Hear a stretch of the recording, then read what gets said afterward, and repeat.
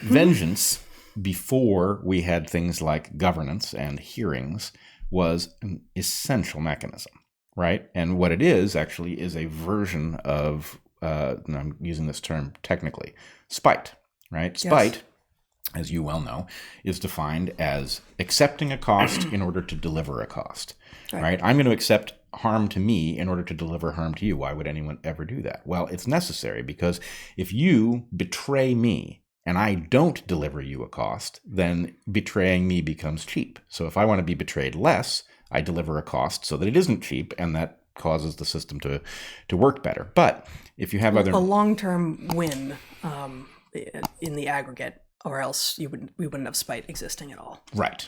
So spite, just for those of you who are scratching your head as to what the hell we're talking about. So policing is actually integral. It is a spite mechanism, right? We as a society pay a price to hire police to make sure that if you commit a crime that is bad for society, you pay a cost, right? So police and prisons. Police is population level spite. Yeah.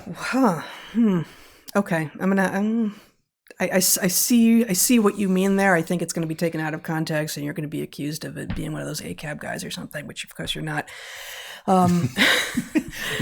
I'm saying it. Yeah. The point is, it's the cheapest way to accomplish something important. The last thing you want is everybody having to take vengeance into their own hands in order to ensure that civilization works. Then there's a whole lot more carnage that way, rather than why don't we all agree to offload our vengeance instinct to a force that we can then regulate with rules that say what it is and isn't allowed to do. And it's just better, right? It's the monopoly on violence is the better, less violent way of dealing with it than having everybody have to engage in their own violence.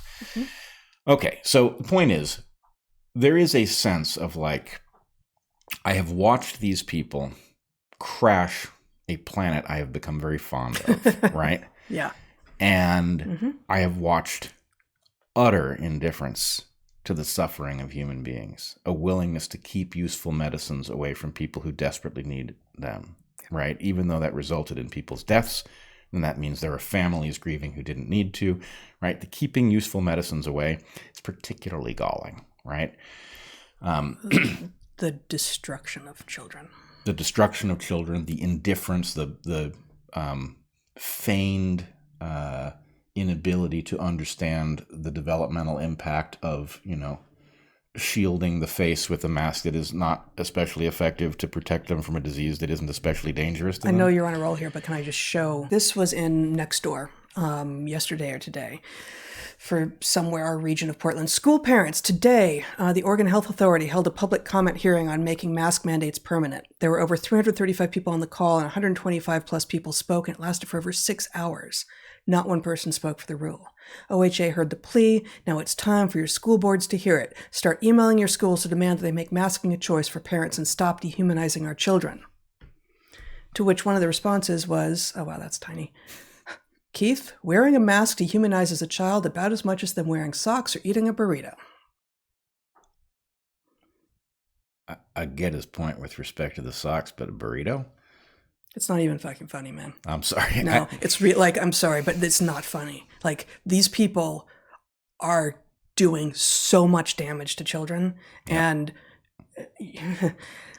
we spend a lot of time talking about childhood in our book, in A Hunter-Gatherer's Guide to the 21st Century, and it is, and we've done it a lot on this show, but how you could be an adult on this planet and actually really believe that covering a child's face for most of their waking hours in school, which is, given how bad school is now, mostly about social interactions and not about learning anyway, that could not be having an effect, that could not be dehumanizing children? How?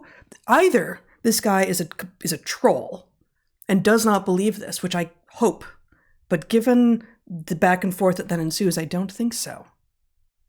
People actually believe this. I know. People actually believe that children having been masked in some places for a year and a half, an academic year and a half, is fine. It's fine. Right. No, it's incredibly not fine. The question is, okay, it's happened. A huge amount of damage has been done to a generation of children. Yeah.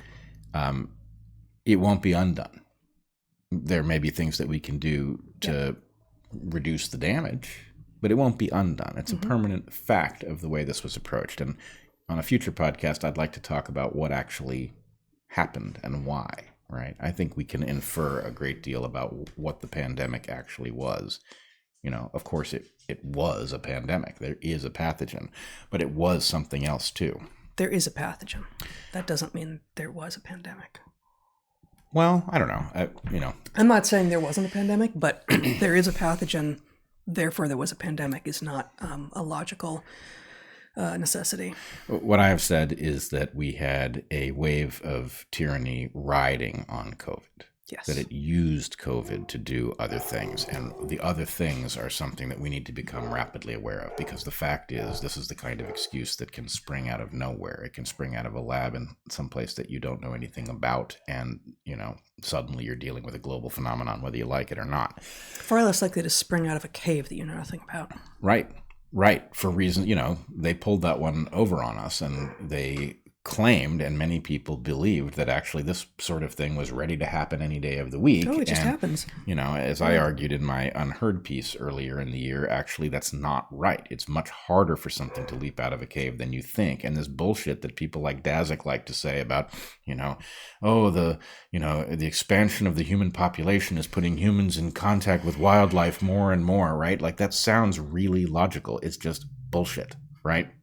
It's bullshit for simple, easy to understand ecological reasons. And no, this wasn't threatening to happen any day of the week. They created the exact, they brought forth the golem, right?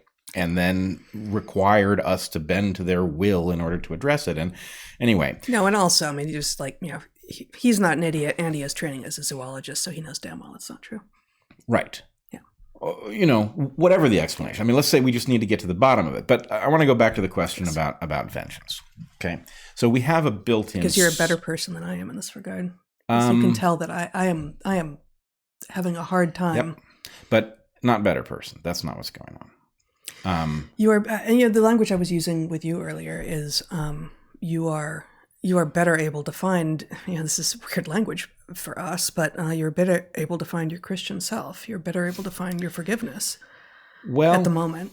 Okay, but let's take the Christian self way of describing it, right? I would argue that the Christian thing, right, the thing you're referring to, is actually a kind of enlightenment that has to do...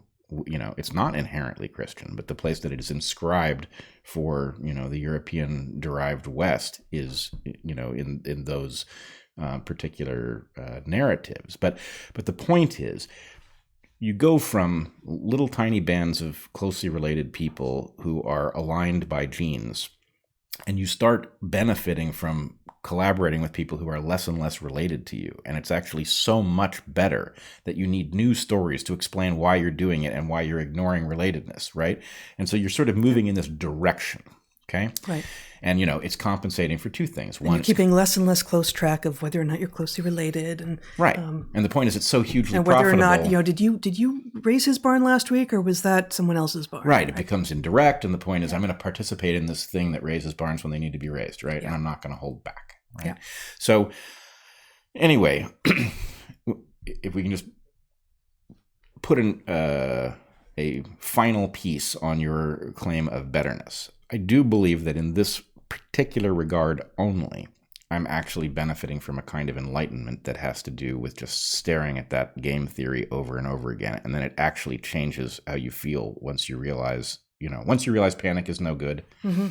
You can learn not to do it. Right? This is that same thing. And so, anyway, what I will argue is that vengeance, the urge to see those people suffer, you will immediately have less of a taste for it when you realize where you heard it last. Right? But urge to see people suffer is different from not feeling forgiving, and is different from, and something that I have explicitly called for, I think, here before, which is a reckoning in which all of those people actually face themselves in the mirror. Oh, that's the ideal. Look at yourself and be honest. And frankly, at the point that you proclaim to all of the rest of us that you were always this, that, and the other, it will be clear if you have actually been honest with yourself or not. And all too often, there has been no reckoning. Right. But here's the question. What is more like, I agree with you. The ideal thing is for people to go be honest with themselves, because then what comes out of it is not a defensive reaction in which they forget what they believed. Right. It's an upgrade in which they say, where did I go wrong? I don't want to do that again. Right. So what was I really sure of, and how did I end up sure of it? And then where was my first indication that I had it wrong? Where's the first signpost I missed? Because if they don't do that, and we do come out of this now, the narrative collapses, and this northern hemisphere summer actually feels like the summer of 2019. What happens in 3 years? Right. When the next whatever it is happens. Well, that's why these people will not have learned, and it will be worse and faster. Not only these people will not have learned, the people that we actually know and interact with, but the elites who did this cynically, those people will still be in a position to do it. Well, and yes. Look. Let's take a parallel example. The financial collapse of 2008 was about a housing bubble. But the point is, there's a game, which I have called the bubble game, which just requires you to declare some place for a bubble so that you can get people in, bubble frenzy. You can profit on the way up and leave them with the thing when it blows up. Mm-hmm. And so the point is, dealing with the housing bubble by focusing on housing is a mistake. You need to focus on the culture of profiting through bubbles, right? Yes. That's the thing to focus on. Mm-hmm. And so in this case, we had a particular pandemic. And what we need is for a general recognition that this was a massive exercise in rent seeking, right? That we have just all been dragged along, kicking and screaming in a massive exercise of rent seeking that actually shifted, it transferred a huge amount of well-being, right? Recognizing what that was and not leaving those people in a position to do it again is fundamental. But here's what we need to figure out. How should you feel about, the prime movers, right? Like, I'm not in a forgiving mood, and I don't think that the ultimate prime movers were actually engaged in a noble activity that turned out to be in error, right? There are too many indications that that's not what happened. That said, personally, I don't feel any need for vengeance. What I feel a need for is a complete airing of what happened, and that such people, for example, Fauci, needs to never, ever again be in a position of power over anything important, right? And how do we get there? What are the chances that there's going to be a complete airing? Low, incredibly low. That's not going to happen. Well, but that should happen. That's not going to happen. People need to understand what the scramble that's coming is about. And the point is, the scramble, whether or not we have anything like a complete airing, is going to depend on whether or not the people in the middle who are going to scold both sides are allowed to get away with that move. That cynical move is going to make it impossible to get to the bottom of what happened, right? Mm-hmm. It is going to ensure that we have an outcome like the end of The Big Short reveals from the housing crisis. Mm-hmm. So all I'm arguing is that we need to kind of up our game, and we need to recognize... all of us? Us in particular. Those of us who are feeling like, okay, the narrative is finally collapsing and people are beginning to wake up in large numbers to things that we've been trying to tell them for a very long time. So up our game, how, to what end, what? Whatever the mechanism is, we need people to understand that it is in their own interest to figure out what happened and figure out what role they played in it and get to the right side of it as quick as possible. Mm-hmm. Right? The rationalizing is what's going to do us in the next time. If we rationalize this time, it's going to cause it to happen again. So we want people, and the problem is that actually involves... But that does require a reckoning, right? That does require looking at yourself and saying, actually, 3 months ago I was in a different place. Yeah, but in order to get people to do that, mm-hmm. they need to know that there's a hug on the other side of it. That if you do that frightening exercise, that you can come back, right? Mm-hmm. And so that's the point about the desire. There are bad people, right? And the reason that we punish bad people is so that others will not do what they did, right? Or that they won't do it again, right? But ultimately what we need is, truth and reconciliation is a process invented to take this situation and say, look, if we play the game out, right? If we go after you and try to punish you for what you did, then you will resist and you will probably win, and we'll never even find out what it was. And we need to know what it was in order to prevent it from happening. So we will trade you something like amnesty for honesty, right? That's a good trade, believe it or not. And we need to figure out what that looks like here, right? In order that we can get to the bottom of this, because the bottom of this is pretty ugly, right? We need to know what happened. Well, I think you're talking about two different levels. And I think the level at which I am most sort of tormented at the moment is not at the level of the people who are actually driving policy in any way, but the people who were helping facilitate the public messaging through media and social media presence.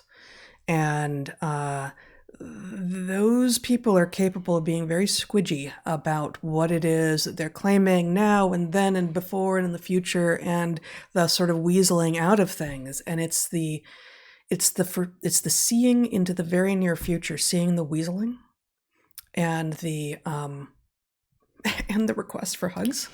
Well, or I was like, I'm not fucking hugging you. Well, stop being a weasel. No, you need to stop being a weasel first. Well, right, but the point is, it's like one of these things like quitting smoking, right? People don't quit smoking because it's very hard, right? But they don't make eye contact with the fact that the hardness of it is not an argument against quitting. It's an argument for quitting now because it gets worse, right? So the game theory has to work out such that people face something that they would not otherwise be willing to face in order that they get to the other side. And the point is, look, look, this is also written into religious doctrine, right?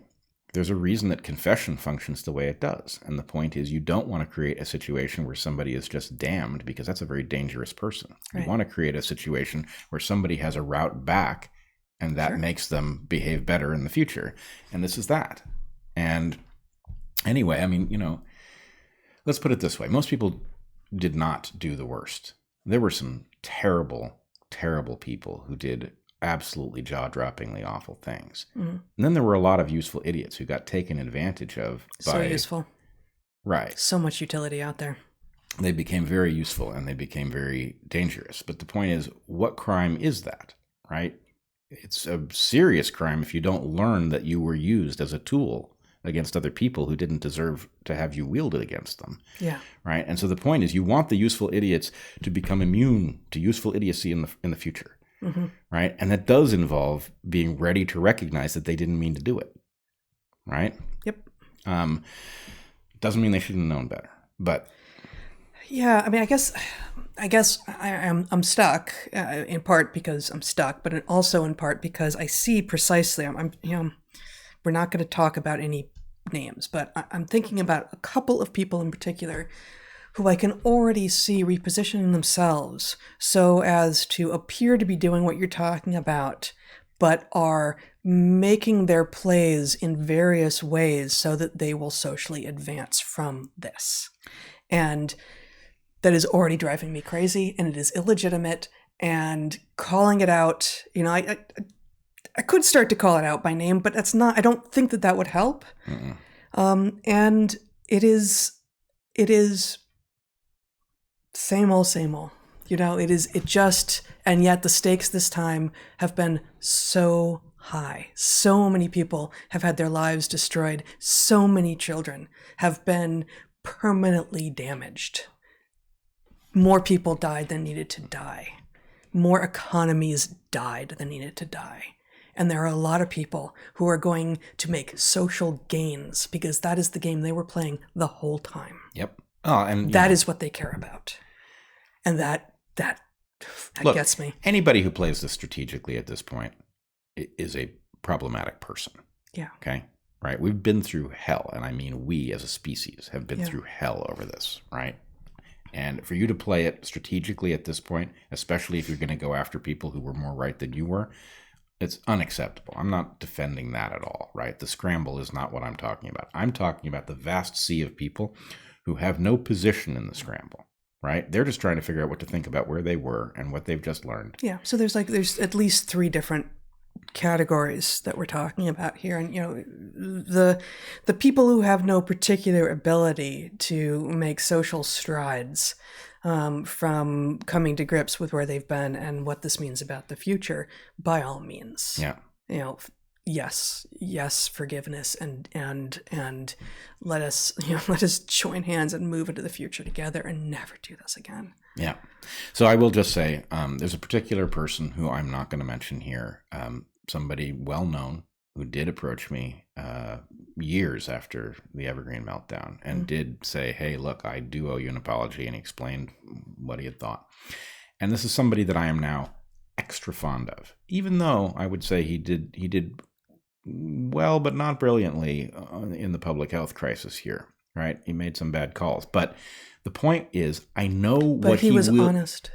I know what he will do upon discovery that he fucked up, right? And the point is, that is such a useful and important piece of information, because it's not a window into, what takes place. It's a window into values. And what we're really trying to deal with here is the fact that people's values were utilized to turn them into useful idiots, etc. And that what you need to know is that, look, if somebody knows, if the facts of a situation are clear enough, that somebody will do the right thing, rather than figuring out which way the wind blows and then figuring out what to do about the facts, there's far too much of that. Yeah, that's right. Just heard Intel has dropped Oregon employee vaccine mandate. They are the largest private employer in Oregon. Now, I went looking and I can't actually find confirmation of this, but I did find a lot of stuff from Intel, even in December and even in January, saying, yep, if you don't meet our deadline by January, by April, you're on leave without pay, yada, yada, yada. And it seems like Intel is backing off this, like so many, both private companies and governments. But this response is so good. They followed the science so hard. Glad to see these reversals. Not so pleased to see it without some heads rolling. People's livelihoods were destroyed, and all they can say now is, oops, we were just following orders. So, that is consistent with how I've sort of been feeling, but they follow the science so hard. Yeah, it's just such a hilarious way of framing it. Yeah, no, it's a really good phrasing of it. Yeah. So I don't know. I mean, I don't feel like we're done, and I don't feel like we're in a position to even sum up what it was we've said. But I do think that we need some tools for this, and the tools have to involve openness for what anybody involved at any level has to say, but a recognition that there's a lot of places that people will go that are not born of a desire to do the right thing. They're born of a desire to find a safe place to stand, even if you've made the world much more unsafe for other people who actually were trying to tell you something that you needed to know. Yeah. Right. And that's the thing that's really so troubling. People who tried to tell you things you need to know were demonized. And if you participated, or if you were,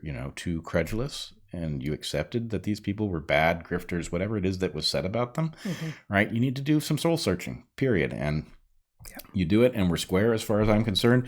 You don't do it, and that's on you. That's a defect of your person, and it's not a small one.